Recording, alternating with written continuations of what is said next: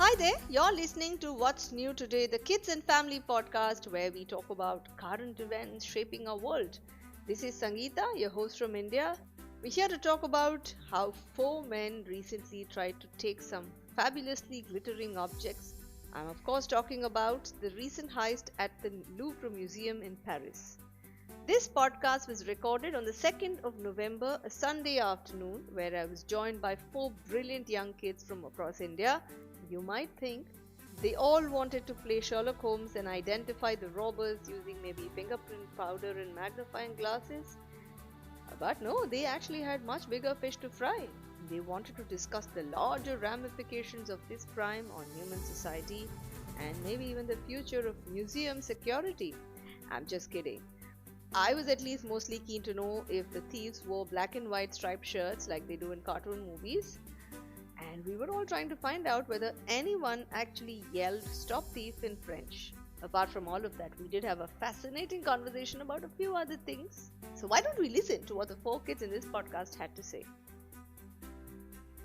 Hello, my name is Agastya. I'm 13 years old and I'm from Mumbai. Hello, I am Devansh Bhojnagarwala. I am 11 years old and I live in Kolkata. Hello, I am Dhruv Agarwala and I am 11 years old and I come from Kolkata. Hello, I'm Sharav. I'm 12 years old and I'm from Mumbai. Welcome all. We've all gathered here today to discuss something very interesting. So when you heard of a group of thieves breaking into something as legendary as the Louvre Museum, what was your first reaction like? I was thinking that since this thing happens about every day, so there is nothing that special about it. You thought people break into the Louvre every day? Not specifically into the Louvre, but robberies happen every day. Honestly, it would be very surprising on the low security, but it happens mostly every day. It also happened on the same day. It also happened in another museum in France. Yes. Well, it was slightly shocking that the security was not good, and from the sources which I read from, they actually threatened the guards. Now, if the security was intact, I'm sure that they would not be threatened in the first place. But such a heist should not go without a plan either. So, I feel it was quite well planned. So we'll give the thieves an A+ for their homework. It's not that surprising, but the thing is that that some thieves broke into the Louvre with power tools, threatened the guards, took 8 jewels, dropped one on the road while running, and escaped in 4 minutes is kind of shocking. Wonderful. So who knows the details of what happened during the Louvre heist? 4 people pulled up to the Louvre at 9:30, and then they used a ladder to go to the second floor window, and then they broke in using power tools into the gallery of Apollo or something, and then they took the jewels and then came back out and escaped on scooters. They specifically stole crown jewels, like jewels that people like Marie Antoinette wore, or the wife of Napoleon I's crown. Dhruv, you were saying something? Ma'am, I wanted to say that it was actually Napoleon the third wife, that Eugenie or something. Okay, Napoleon's third wife wore it. Okay, not the first wife. We shall stand corrected. Which part of the whole thing would you think was the most fascinating in this Louvre heist? They broke in using almost just one of the extending ladders and some power tools instead of any proper burglary equipment. No burglary equipment. No drones were used either. Yeah, no. Ma'am, the fact that they did this in broad daylight, like at 9 a.m. And they broke in with full view, like so many people could see, and the planning was also very good because they knew which room had no security cameras. The thing that fascinates the most is like they cut through the window, they stole the jewels. Still, the police did not react. No tourists also knew anything about it. Tourists, I think, did know because when they entered the room, there were people standing in that same corridor admiring those same crown jewels. And when they saw these two men entering that corridor, immediately the security people on that floor knew that this was very likely a robbery. So the tourists were immediately asked to turn around. Actually, there's one tourist who was there who has said that I thought it was a terrorist attack, and immediately he ran off down to the Louvre lobby thinking he needs to escape as quickly as he can. But the security protocol there was that they closed that corridor. So the doors leading from that corridor to the rest of the Louvre was not accessible to the thieves. So the maximum they could steal was whatever was there in that corridor, which was, by the way, quite a lot. Well, I was fascinated by the same thing they once stated, that it was the whole robbery was conducted in daytime. I mean, usually at night you can't really identify the person because it's dark, and even though there are several tourists and everything was clearly visible, it was daytime. So you know who alerted the police first? Maybe the tourist. Okay, one guess. One would think someone sitting inside the Louvre Museum, some security person or a guard would have been the first to alert, right? It wasn't. And it wasn't a tourist either. Was it a janitor? No, it wasn't a janitor. The answer will surprise you. The answer is a cyclist who was riding past the Louvre Museum, who saw some two random people climbing a ladder up the museum stairs. He was the first person to call the local police station and say, hey, look, I think something funny is going on inside the Louvre Museum. And only when they got that alert, immediately the police began to get their act together. But I think they reached 2 minutes after the thieves had left.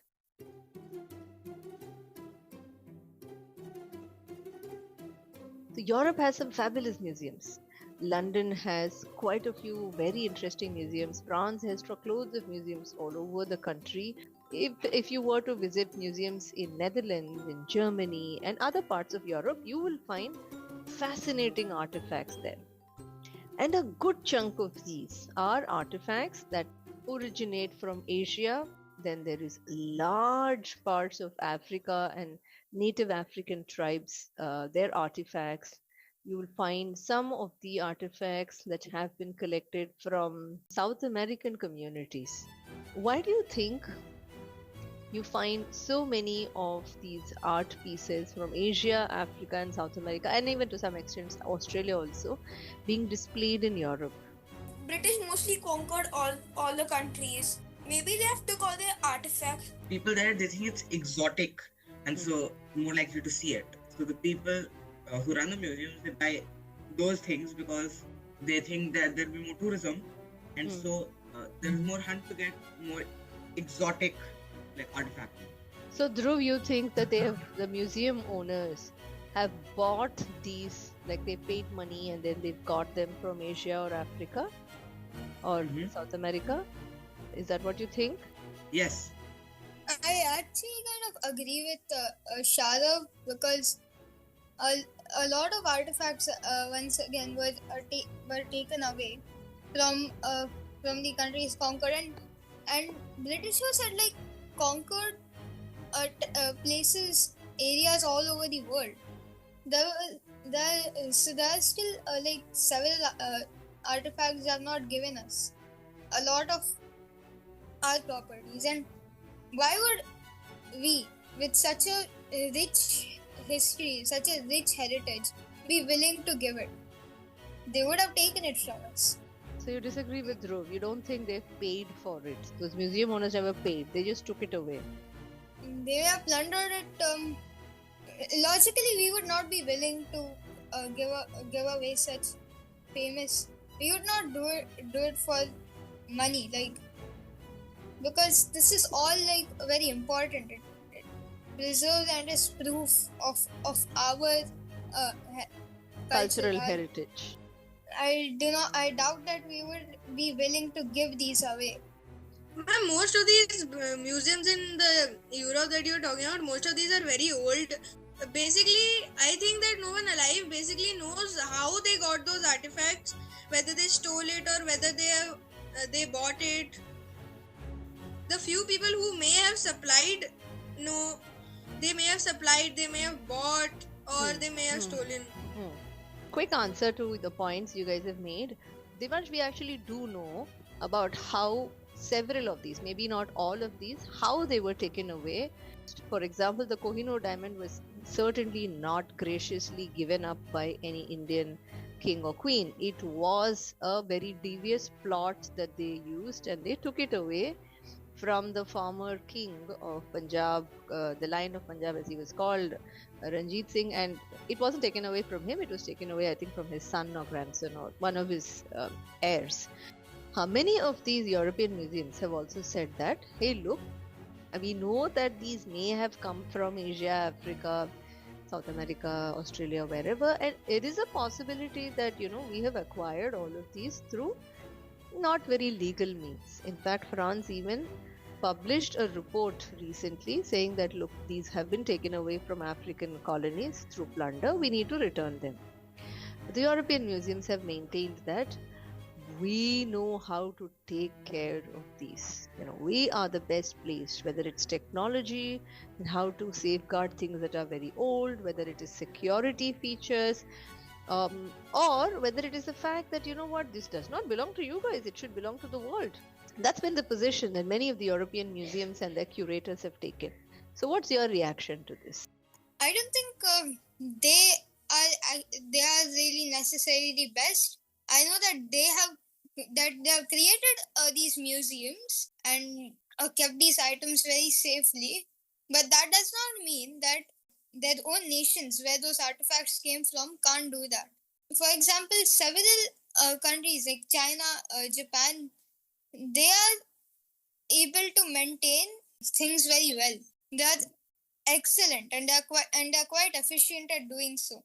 So I disagree with the fact that they are able to maintain it better than anyone else. However, I agree with the fact that they are able to show it to the world because for several reasons. These museums in Europe are in countries which are visited often. For example, France, and a lot of tourists visit that place. So perhaps showing it to the world, maybe I agree with that. They may be more superior in those terms, but in maintenance, I don't think that they are better. My reaction would be like, artifacts have literally got stolen. Now they should at least give it back to us. They don't know how to keep it safe. I agree with everybody that if they can't keep our artifacts safe, then they should just return them. Because if they can't keep it safe themselves, then what are they doing keeping it safe for us?